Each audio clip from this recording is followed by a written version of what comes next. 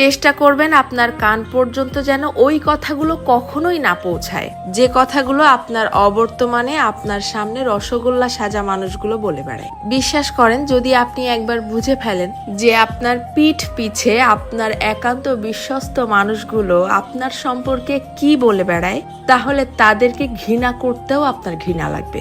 যদি আপনি বুঝে ফেলেন আপনার কান পর্যন্ত কোনো কায়দায় যদি কথাগুলো চলেও আসে, তখন আপনি এমনিতেই নিঃশব্দে মেনে নিতে বাধ্য হবেন যে আপনার আশেপাশে আসলে আপনার বিশ্বাসযোগ্য কেউ নেই। যখন কেউ আপনার প্রশংসা করবে, সেটা তারা কোনো রকম রিয়াকশন ছাড়াই চুপচাপ শুনবে।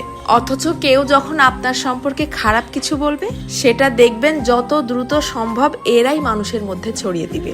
আপনি যতই ভালো হন, যতই তাদের হেল্প করেন, যতই তাদের সাথে ভালো মনে মিশতে চাওয়ার চেষ্টা করেন, কোনো লাভ নেই।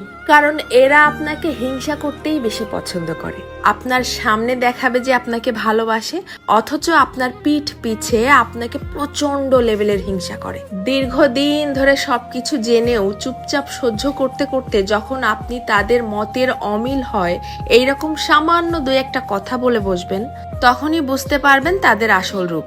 তাদেরকে এতদিন ধরে দেখানো আপনার সমস্ত সম্মান, ভালোবাসা, হেল্প, স্যাক্রিফাইস বিশাল আকারে ঢাকঢোল পিটিয়ে আপনার মুখের উপরে ছুঁড়ে মারবে, যেন এগুলো তাদের কাছে কিছুই ছিল না। আমার কথাগুলো বিশ্বাস হচ্ছে না? আপনি আপনার জীবনে এই ব্যাপারটা একবার অ্যাপ্লাই করে দেখতে পারেন। বিশ্বাস করেন, কেউ কারো আপন না, শুধুমাত্র সামনাসামনি আপন আপন সাজার ভান ধরে। যত দ্রুত আপনি এই সত্যিটা বুঝতে পারবেন, তত দ্রুত আপনার জীবনটা শুধরে যাবে। কারণ কেবলমাত্র তখনই আপনি সেই আপন সাজা